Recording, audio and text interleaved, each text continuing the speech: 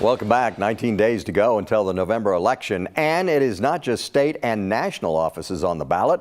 An election can also affect the economy and the markets. Here to talk about that is our local financial advisor, Bruce Allen of Bruce G. Allen Investments. Good to see you. You as well, Gary. So you say that how the markets have performed or underperformed or overperformed tied to elections has a history with it. Yeah, there's interesting, and obviously we should say at the outset, nobody can predict markets, but there is an interesting pattern to look at, and especially during midterms. When we look at the midterm election season, what we've seen is that markets leading up to the elections do very little. As you can see, the 300 days up to the election, the markets are typically up almost nothing at all. And 180 days after the election, irrespective of who wins, markets are up on average 14%. This was data that was gathered by Guggenheim mutual funds, and I thought that was really interesting to share with your viewers this morning. Yeah, and we don't know why that is, though, but it happens a lot, right? I think there's a couple things. One is that we see not only do markets dislike uncertainty, and as we get up to the election season, how are things going to be impacted?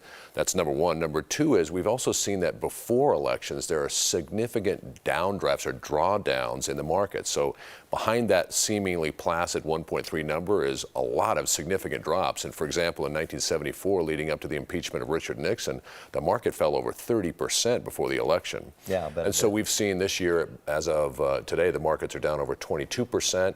2018, they were down at 1.19% during the year, and then following that, we had very good returns in the following year. So typically, at least in the past, the markets have done very poorly during midterm elections, and as soon as the election's over, they start doing much better.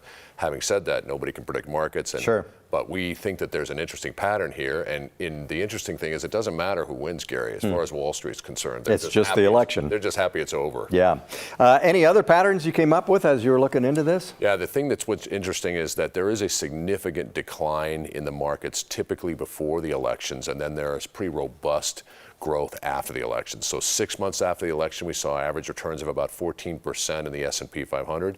If you look at the full year from when the market bottomed, the markets are up over 30% on average during midterms. So leading up to the elections tend to be some big drops.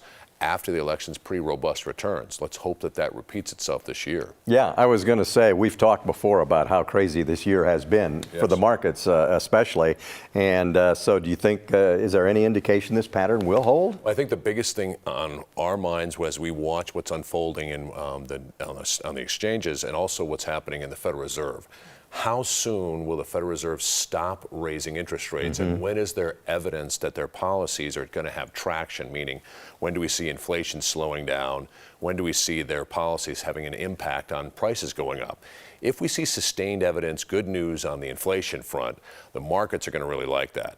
It's too early to say that right now. We haven't seen that yet. But at some point, the Federal Reserve is raising rates very rapidly. And in fact, next time I see you in 2 weeks, we're going to be talking about the increase in interest rates that are going to happen right around November 3rd.